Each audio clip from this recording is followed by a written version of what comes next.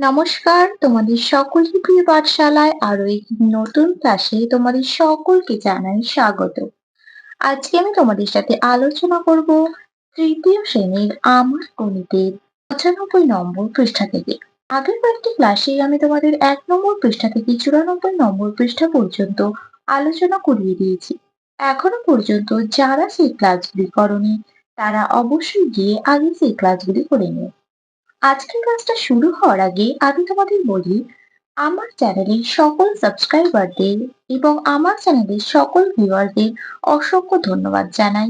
এবং তারা এই প্রথম আমার চ্যানেলটিকে ভিজিট করছো তারা অবশ্যই সকলে তাড়াতাড়ি সাবস্ক্রাইব করে পাশে থাকা বেল আইকনটি প্রেস করে অল নোটিফিকেশন অন করে রেখো, যাতে সকল ভিডিও আপলোড করার সাথে সাথে তোমাদের কাছে তার নোটিফিকেশন পৌঁছে যায়।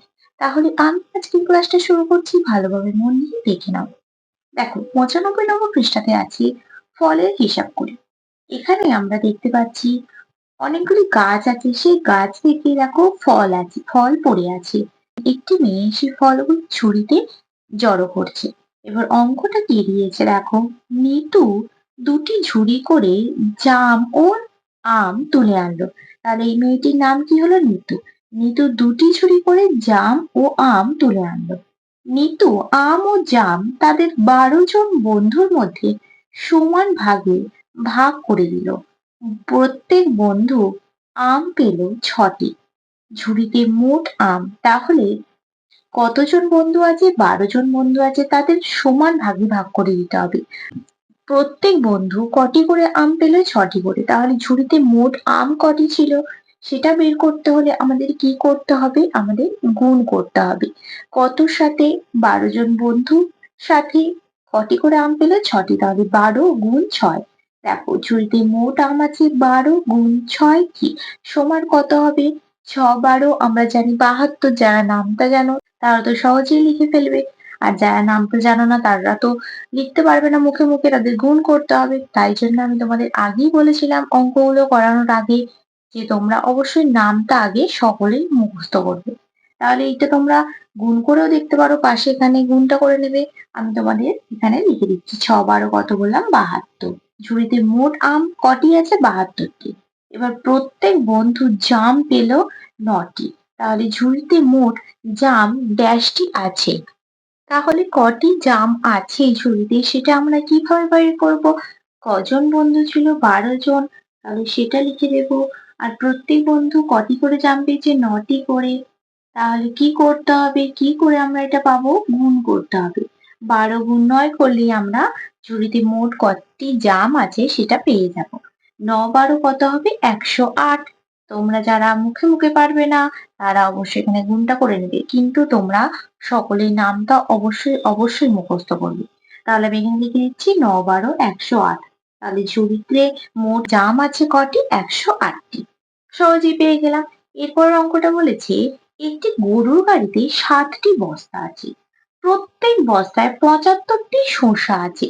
তাহলে কটি বস্তা আছে? ৭টি বস্তা। এই ৭টি বস্তায় প্রত্যেকটা বস্তাতে কিন্তু ৭৫টি করে শসা আছে। মানে প্রথম বস্তাতে ৭৫টি, দ্বিতীয় বস্তাতে ৭৫টি, এইভাবে পরপর ৭টি বস্তাতে ৭৫টি করে শসা আছে। তাহলে এইভাবে পরপর পরপর আমরা যোগ করে না গিয়ে অনেকবার যোগ না করে আমরা কি করতে পারি? গুণ করতে পারি। সেটাই আমরা করব। তাহলে গরুর গাড়িতে মোট কটি শসা আছে কিভাবে পাবো?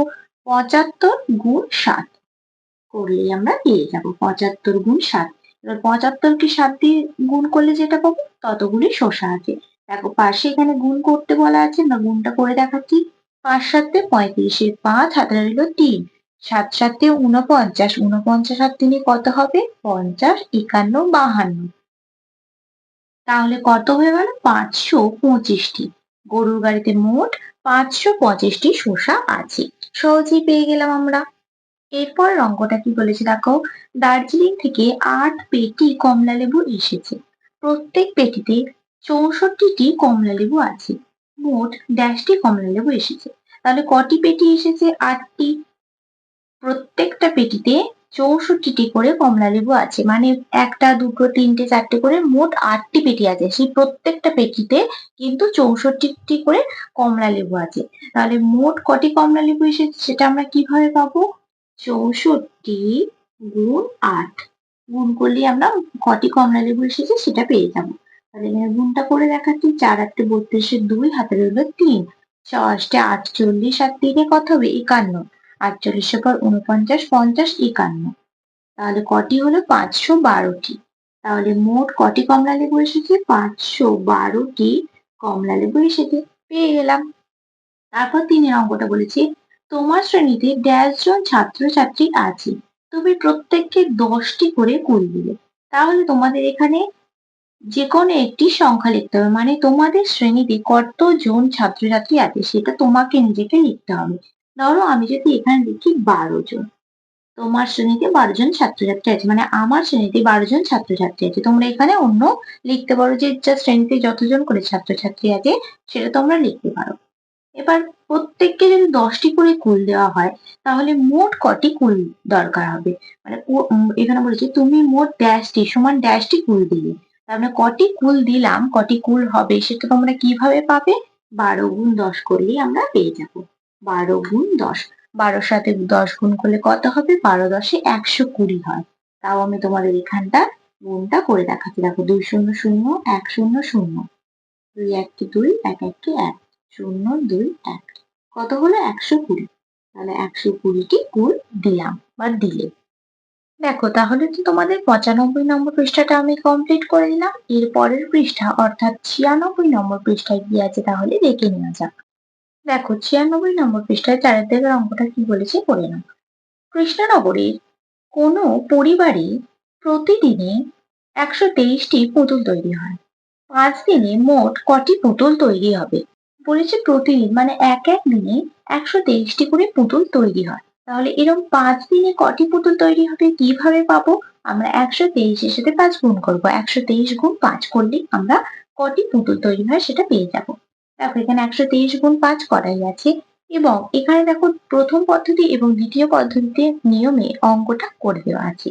কিভাবে? দেখো 123টা আমরা প্রথম ভাঙবো। 123টা ভাঙলে কত পাবো? একক, দশক, শতক। শতকের ঘরে কি আছে? 1, মানে কি হয়ে যাবে? 100। দশকের ঘরে আছে 2, মানে 2 10 20। এককের ঘরে আছে 3, মানে 3 1 3। 120 আর 3, এটা আমরা ভেঙে পেলাম প্রথম পদ্ধতিতে। এবার এই 100কে একবার 5 দিয়ে গুণ করবো, 20কে একবার 5 দিয়ে গুণ করবো, আর 3কে একবার 5 দিয়ে গুণ করবো। গুণফলটা যেটা হবে সেটা আমরা যোগ করবো। দেখো 500, 100 আর 15, এই তিনটে যোগ করা আছে। যোগ করে কত বেরিয়েছে? 615। এটা আমাদের প্রথম পদ্ধতিতে হয়ে গেল। এবার দ্বিতীয় পদ্ধতিতে আমরা কি করব? এই গুণটা আমরা করে দেখাবো। দেখো 3 5 15 আর 5, হাতে রইল 1। 5 দুগুণে 10 আর 1 11 এর 1, হাতে রইল 1। 5 1 5 আর 1 6, কত বেরোলো? 615। দেখো এখানেও গুণটা করে আমরা 615 পেলাম, আর এখানে যোগটা করেও আমরা 615 পেলাম। তাহলে আমাদের অঙ্কটা সঠিক। এবার এখানে তাহলে কি লিখে নেবো? 615টি পুতুল তৈরি হবে। 5 দিনে মোট 615টি পুতুল তৈরি হবে। তাহলে আমাদের সহজেই আমরা অঙ্কটা করে ফেললাম। এবার দেখো এটা তোমাদের কার্ডের সাহায্যে করা আছে। কার্ডের সাহায্যে অঙ্ক তোমরা আগেও অনেকবার করেছো, আমি আর আগেও অনেকবার করিয়ে দিয়েছি। এবারেও দিয়েছি। দেখো হাতে কলমে 123টি পুতুল তৈরি হয় বলেছিল প্রত্যেক দিনে, মানে এক এক দিন করে। 5 দিনে মোট কতটি পুতুল তৈরি হয় সেটা বের করতে দেওয়া হয়েছিল। তাহলে 123কে ভাঙলে আমরা কি কি পাবো? দেখো একক, দশক, শতক। শতকের ঘরে কি আছে? 1, মানে 100, 100-র একটা কার্ড হবে। দশকের ঘরে আছে 2, মানে 20, 10-এর দুটো কার্ড হবে। এককের ঘরে কি 3, 3 1 3, মানে 3টে একের কার্ড হবে। সেটাই করা আছে। 100, 10, 10 20 আর 3টে একের কার্ড হয়ে গেল। এবার 123 গুণ 5, 5 দিনে বলেছিল।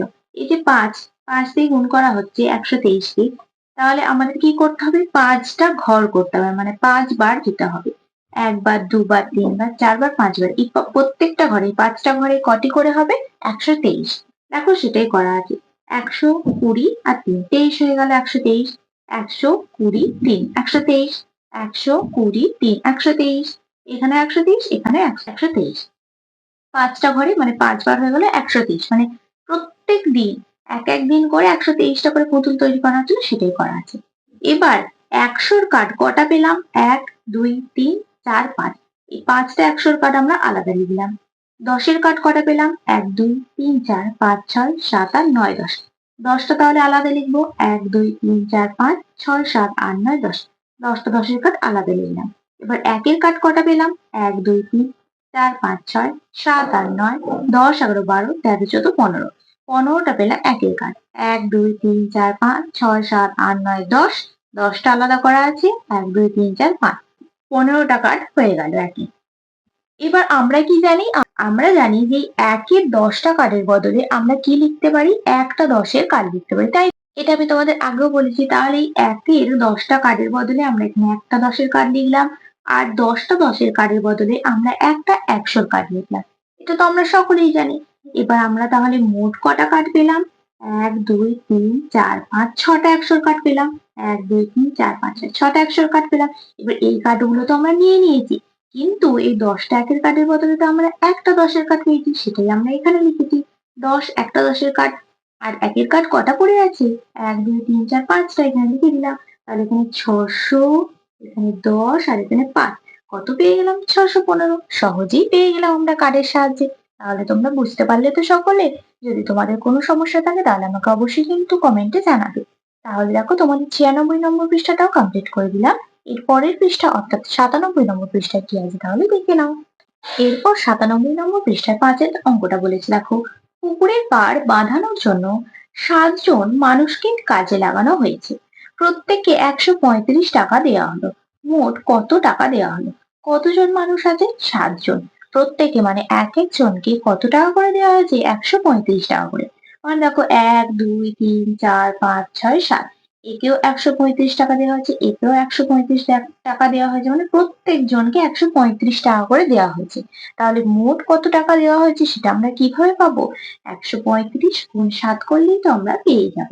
তাহলে সেটাই লিখতে হবে, 135 গুণ 7 টাকা সমান কত টাকা দেওয়া হলো। এবার আমরা আগের পৃষ্ঠায় কি জানলাম? প্রথম পদ্ধতি এবং দ্বিতীয় পদ্ধতির নিয়মে এই অঙ্কগুলো করতে জানলাম, করতে শিখলাম। তাহলে তোমাদের সেটাই দেখিয়ে দিচ্ছি। 135টাকে আমরা কি করব? ভাঙবো। একক, দশক, শতক। শতকের ঘরে কি আছে? 1 মানে 100। দশকের ঘরে কি আছে? 3 মানে 3 10 30। এককের ঘরে আছে 5, 5 1 5। এবার 130 আর 5 কত দিয়ে গুণ করবো? 7 দিয়ে। 100 গুণ 7 করবো একবার, 30 গুণ 7 করবো একবার, 5 গুণ 7 করবো একবার। দেখো 7 100 700। 30 কে 7 দিয়ে গুণ করলে কত হবে? 3 7 21, 210। 5 গুণ 7 করলে কত হবে? 5 7 35। এবার 700, 210 আর 35 কি করতে হবে? যোগ করতে হবে। দেখো সেটাই তোমাদের করে দেখিয়ে দিচ্ছি। দেখো 5-এর উপরে দুটো শূন্য আছে, 5টা নেমে যাবে। 3 আর 1 যোগ করলে কত হয়ে যাবে? 4। 7 আর 2 যোগ করলে কত হবে? 9। 7 আর 8 9। কত পেয়ে গেলাম? 945 টাকা। এবার দ্বিতীয় পদ্ধতিতে আমাদের কি করতে হবে? এই গুণটা করতে হবে। 135 আর 7। 5 7 35 এর 5, হাতে রইল 3। 3 7 21 আর 3 কত হবে? 21 এর পর 22, 23, 24। 24 এর 4, হাতে রইল 2। 7 1 7 আর 2 কত হবে? 9। 7 এর পর 8 9। কত পেয়ে গেলাম? 945। দেখো এখানেও 945, এখানেও 945। তাহলে আমাদের অঙ্কটা তো সঠিক মিলে গেল।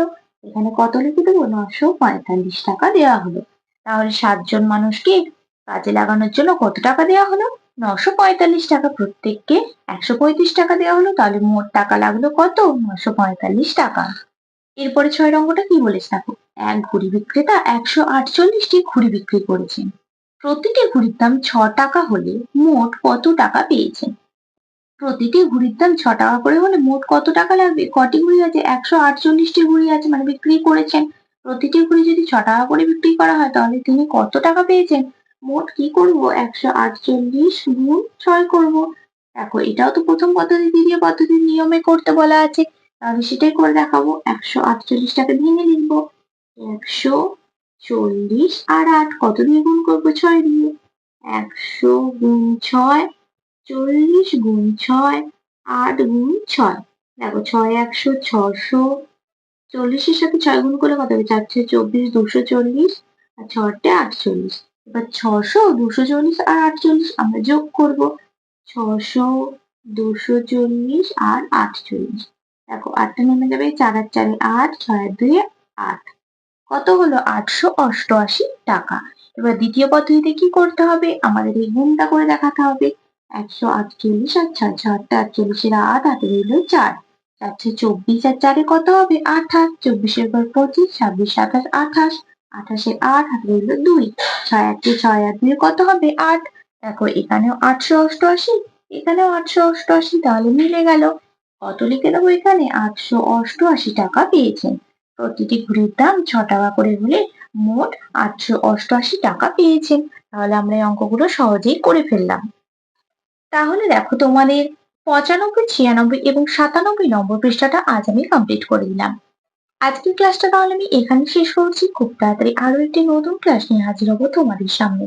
যদি তোমাদের আজকের ক্লাসটি ভালো লেগে থাকে তাহলে অবশ্যই লাইক করবে আর অবশ্যই বন্ধুদের সাথে শেয়ার করতে কিন্তু ভুলো না। সকলে সুস্থ থাকবে, স্বাভাবিক থাকবে। সকলকে অসংখ্য ধন্যবাদ।